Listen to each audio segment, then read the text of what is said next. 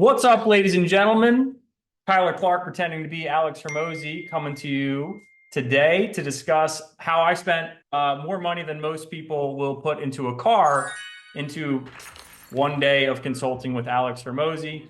If you don't know who Mr. Hormozi is, you may be living under a rock, but he's one of the biggest online sensations in the entrepreneurial community right now. He's the jack guy with nose strips, kind of, he's a little bit smaller than me in the biceps, but really, really unbelievable business leader. You should be paying attention to his content. But what I want to share with you is why I spent that much money with him and ultimately whether or not it was actually worth it. So I'm actually going to take you way back in time. The first time I ever heard or learned about Alex Hormozi, and I had just actually sold out of my accounting firm, and I was at a digital marketing conference known as Funnel Hacking Live, and I was like under the ether. I was in love with this company. I was in love with everything they had. And they had this one particular award. It's called the Two Comma Club. You've probably seen it in the back of a lot of people's setups. It's this plaque record, and essentially says that you made $1 million with ClickFunnels. And this award was like the creme de la creme for me when I was starting. I was like, I got to win this thing. I got to get on that stage. And during this event, there were multiple speakers. And one of those speakers was a young Alex Hormozi with his, I think, then girlfriend, potentially wife, Layla as well. And I want to just say something very clearly. I was the biggest hater of Hormozi. Like, I was the biggest hater. When he came on stage, my jealousy and envy that he was approximately my age on stage with a beautiful girl. I had a beautiful girl next to me, and I was like, my wife, Maureen, I was like, that should be us up there, not him. And anytime you find yourself saying stuff like that, just check your ego. Like, seriously. Like, I could not even hear the value that he was sharing because my ego was so loud in my head. And it was pathetic. I listened to everybody else, but for some reason, I could not hear what he was saying. And ironically, it was about high ticket sales, something that I'm a huge proponent of, something I believe deeply in, because those who pay attention, those who pay more attention. And quite frankly, I love when our clients are deeply engaged with us. And I love when our clients are deeply engaged with them. And usually the precursor for that is how much money they spend. So anyhow, fast forward a year, and I actually do end up on stage, but for a different reason. I won the ClickFunnels Dream Car Award. I became a super affiliate for them. I win an award, not the $1 million award, but I was starting to make progress in online marketing and developing a community in the accounting space. I based all of my trainings and teachings on how I use ClickFunnels in my accounting firm. Very, very cool experience, but something was very odd. Hormozi wasn't there. And I said, this fraud isn't here. And he was listed in the brochure. I said, they're saying this guy made $10 million. I'm like, no way. I'm like, I'm starting to think everything's a sham, everything's a scam. I'm just like, my eyes are open. No way. What could possibly be more important than being here to collect an award on stage to increase your status? What could be more important than that? The idea that it didn't even cross my brain, the thought that he was just focused on his grind. The reason he made 10 million was because he's not distracted by crap like this anymore. Fast forward a little further, he starts putting out some YouTube content. It's him with a nose strip in a closet, and I'm like in love with this content now. I'm like, this is amazing. This is some of the best content I've ever heard in my life. And it's free. It's like a master class. And I've been spending all this money on courses. Like, this is better than all the stuff I'm spending money on. I'm like, maybe it starts to dawn on me. I'm like, maybe I was wrong. Maybe this silly envy and hatred I've had was handicapping me all along. So then his book comes out. I don't have his book on my desk. I must always do. His first book comes out, $100 million Offers.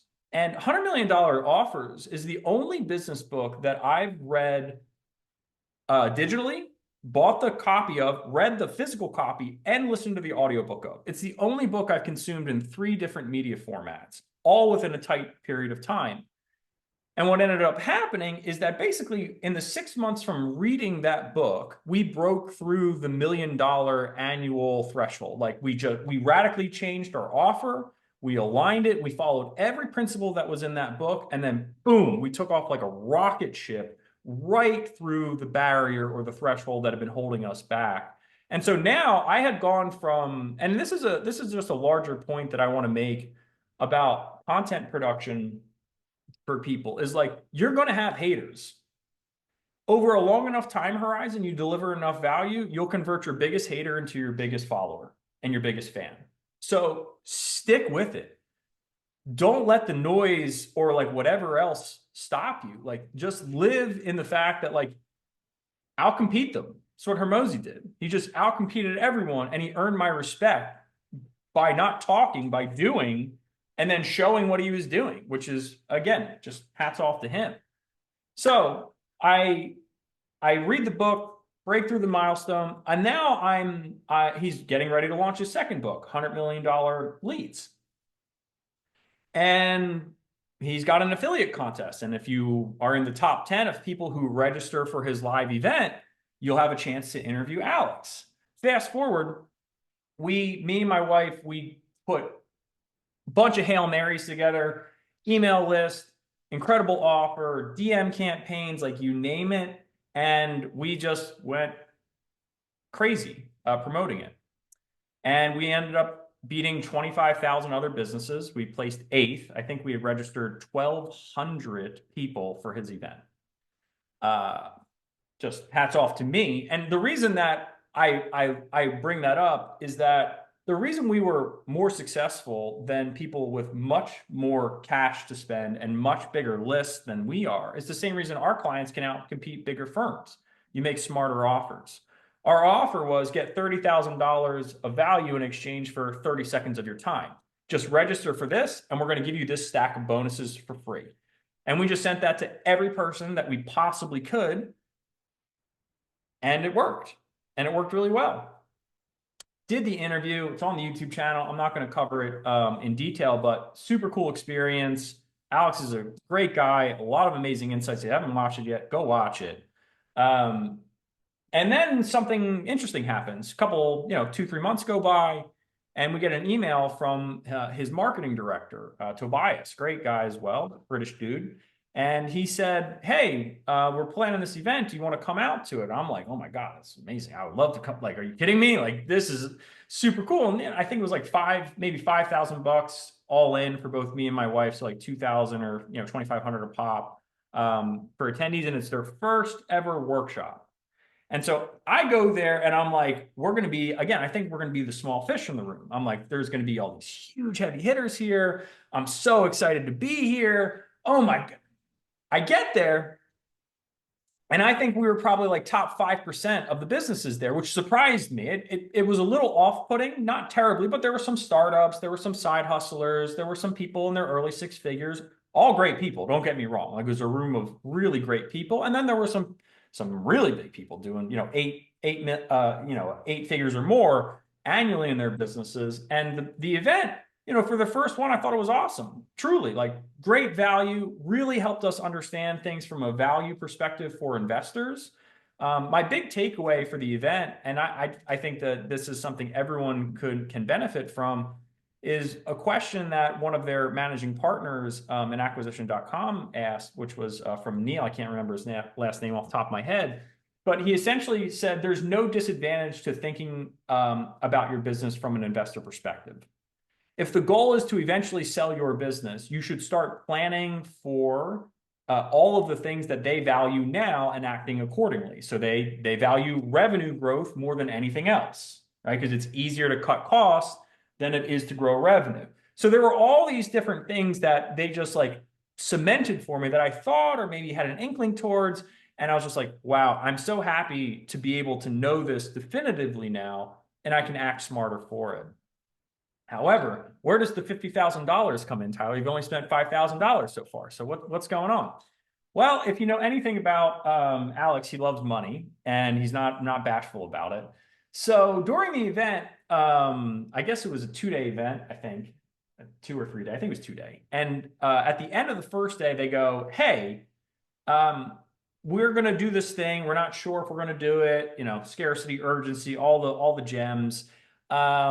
And essentially it'll be a semi-private day with the acquisition team where we dive deep into your business and, small group with Alex and, with the acquisition team. And it's to be fair, it was $40,000. So it was 40,000, $5,000 for the event. I know the title says 50,000. If you factor in airfare, hotel and all that, whatever. It was 45 all in. But it was 40 grand. So 40 grand for one day of semi-private consulting. I just want to make sure everyone actually hears that and doesn't lose the plot. I was sitting down. I had to sit down again. I was like, excuse me? Did you just ask for 40 grand for a day of consulting for not even private, semi-private group? In other words, I love how group and semi-private, right? Like just think about the brilliance of the language of semi-private instead of group. So anyhow, I place a deposit because the deposit's refundable, of course. And they've got dates in June or whatever, and it's early January. So I'm like, I got a couple months to think this through, figure out if we really want to do it.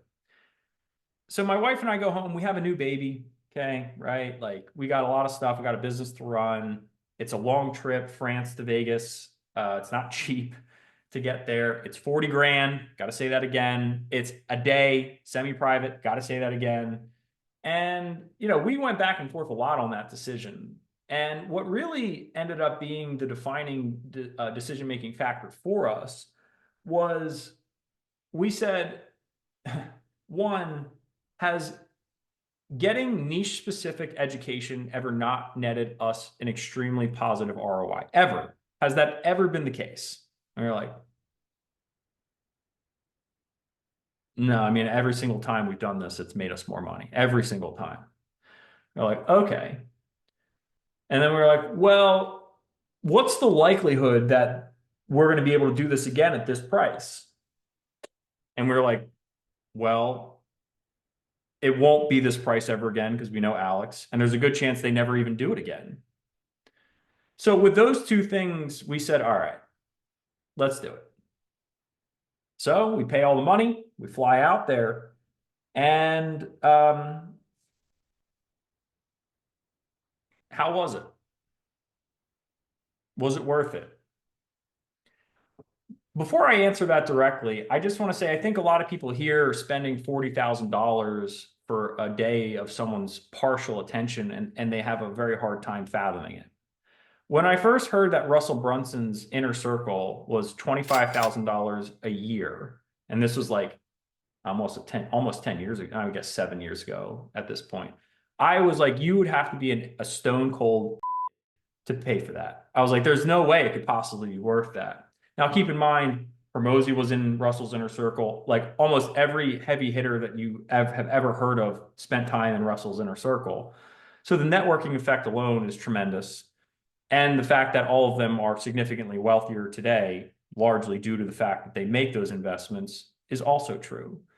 So if you've never spent on this type of thing, even 5,000, the idea of spending 40 is like incomprehensible. I know that because I felt the same way.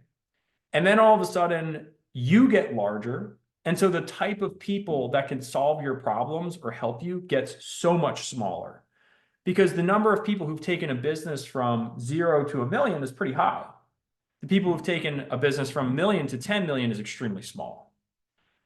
Hormozi is one of the few people that we would have direct access to that is actually willing to talk and speak with us through the current stage of our business to get us to the next level. He basically just says, you don't need to go through the pain and suffering that I went through. Here are the solutions. He's basically a time portal for making your business better. 40 grand is a bargain when it comes to the cost of time and the money you have to spend to make the mistakes. So just very quickly, context of the room, there's 6 other business owners. Everybody brought a partner. So there's 12 people in the room, and Hormozi sat there from 8:30 or 9 until about 5:30 or 6, did not stop, just monster. You can't actually understand truly, and I've been around a lot of really smart people, you don't know how smart that dude is until he's talking directly to you about your business. And even businesses that he's never been a part of, he knows more about them than they do somehow. It's masterful. Like truly, the guy is just it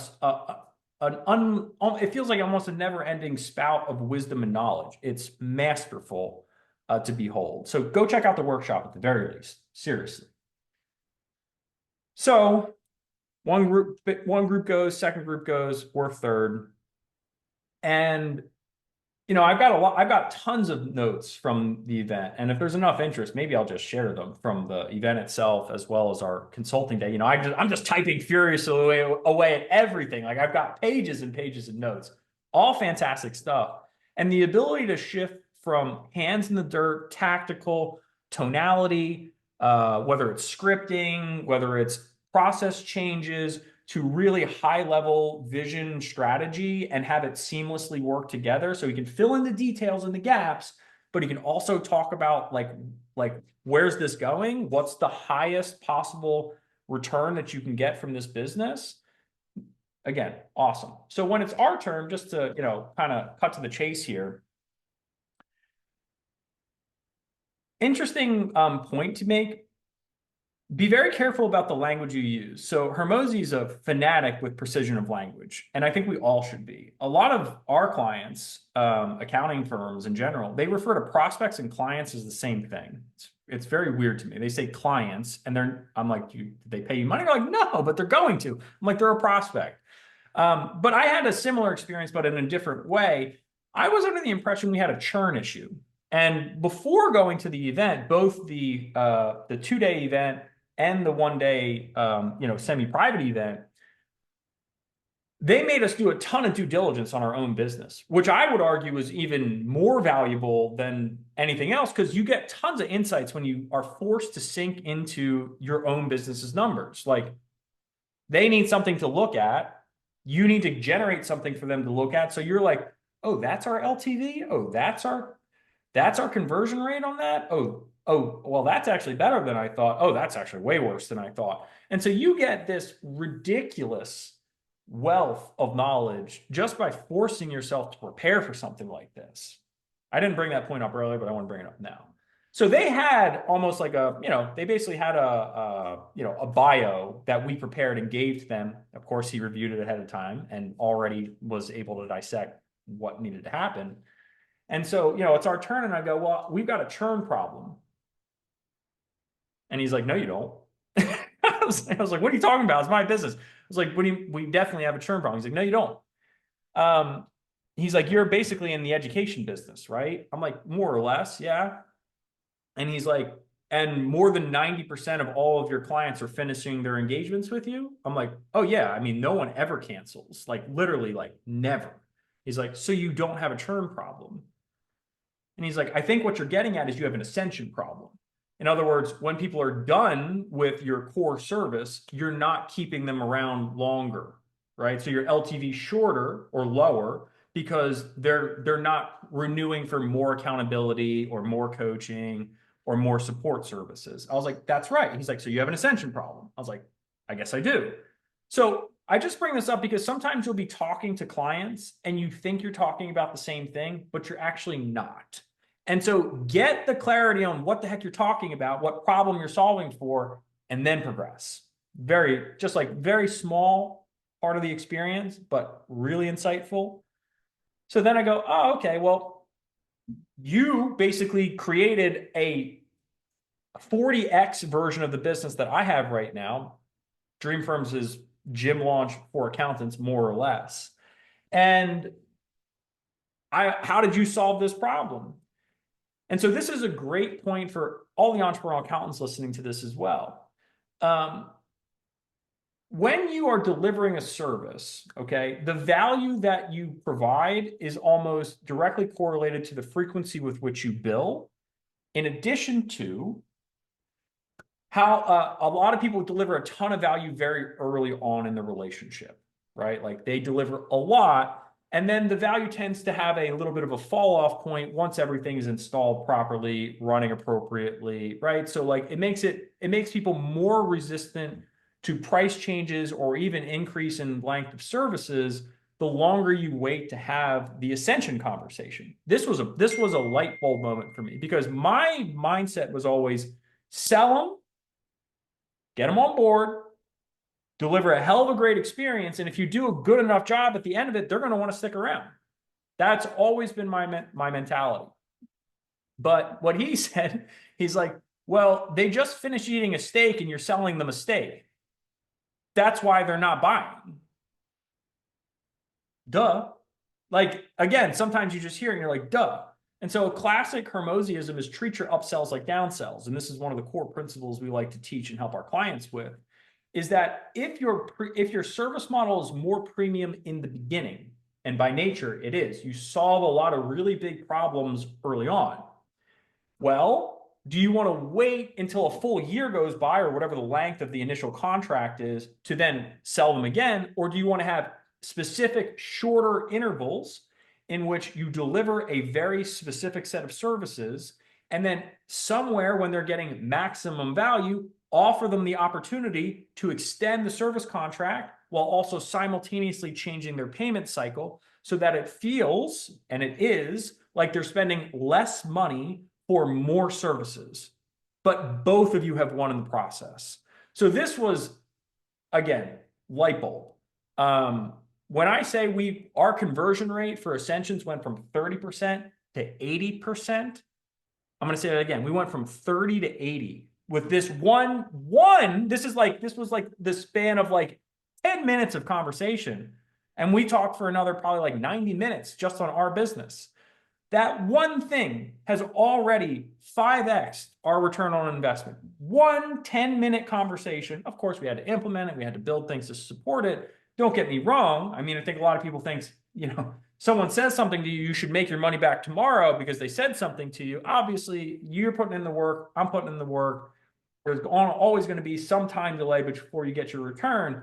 But honestly, I would have never thought of that. And so this brings up another point that he shared that I love. I think it's one of the smartest perspective shifts you can have. And he opened up the conference with it, the semi-private. He said, the most valuable move you can make is usually the move that's off the board. It's the move you can't see. And I think that's why he's so successful, is he buys access to tons of people's perspective, and then he forms his own, but he's getting all of these different people to be able to come and rally towards him, right?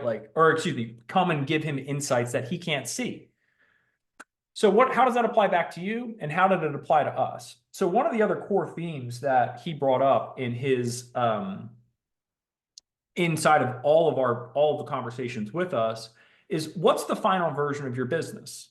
And that's such a weird question to be asked, because when you're building it and you're in it, you're like, well, a more profitable version of it, one that makes more money, one where I'm not the doer, I'm like the owner, or like, he's like, yeah, but like, you could probably just align for a different end result and make this way more valuable without really changing a whole lot about what you're currently doing, right? It's just almost like changing the structure of the way in which you're either making deals or how you're positioning / branding yourself and aligning yourself. It's classical.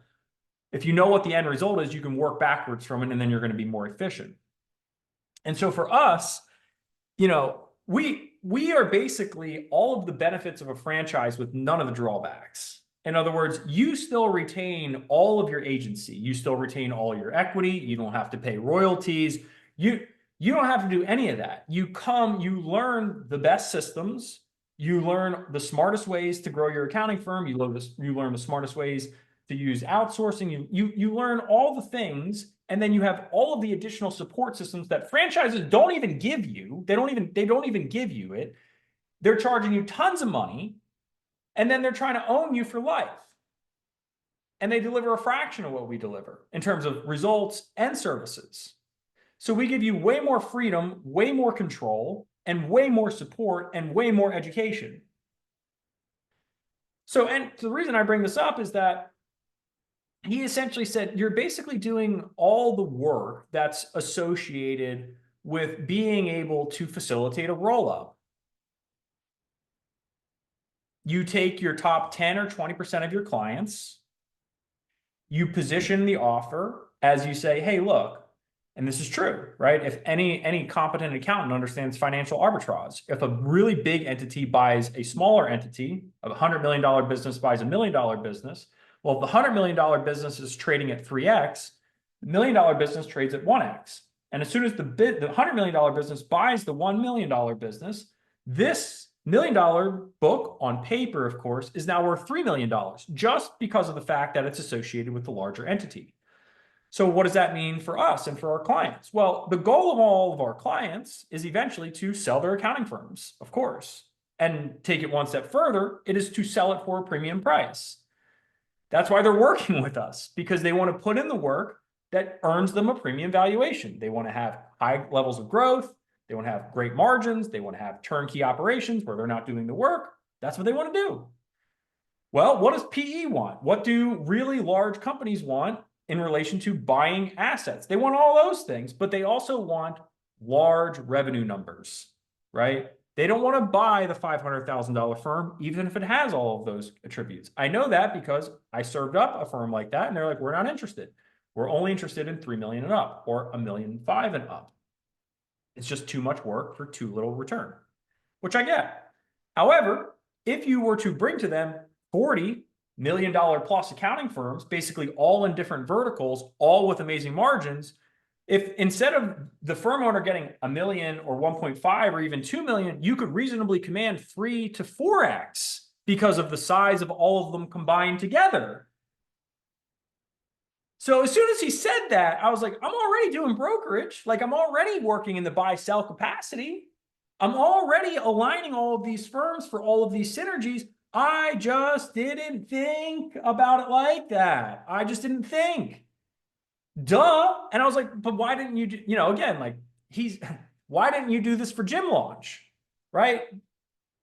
Because gyms aren't sellable assets, Tyler.